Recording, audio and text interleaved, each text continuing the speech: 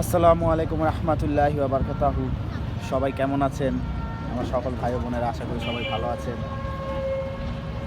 তো যে জায়গাটিতে আমি এখন আছি, সবার এই জায়গাটি কম বেশি পরিচিত।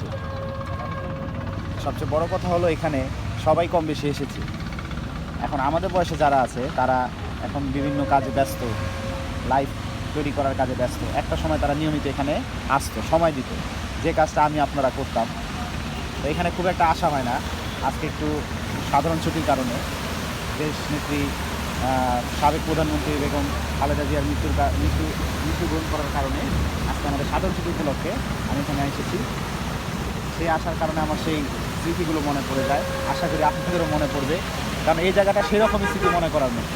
এরকম কুয়াশাচ্ছন্ন আকাশ, শীতের সময় প্রায় এখানে আসতাম। একটা সময় ছিল এই জায়গায় না আসলে হতোই না। খাওয়া দাওয়া করে একটু বিশ্রাম নিয়ে যখন আসতাম, তখন একটা হৃদয় জুড়োর মতো একটা কাহিনী হয়ে যেত। আলোচনা করতাম, অনেক সবাই মিলে আসতাম, আপনারাও আসতেন আশা করি সবাই। সেরকম একটি স্মৃতি নিজের কাছে মনে হচ্ছে। তো সময় সুযোগ পেলে আপনারাও আসবেন, ভুলে যাবেন না এই জায়গাটাকে আশা করি। সবাই এখন ব্যস্ত, এবং যারা নিয়মিত আসেন সবাই আসবেন, বুঝে শুনে আসবেন, এটাই আমার বলা। তো শীত কেমন লাগছে আপনাদের এটা বলবেন। আমার তো শীতে অবস্থা অনেক খারাপ হয়ে গেছে, হাত পা অনেক ঠান্ডা, শীতের কারণে থাকাই যাচ্ছে না। আর এখানে এসে তো শীতের ওয়েদারে আরও ভালো লাগছে, বুঝছে? একটা ছবি তুলো না ভাই।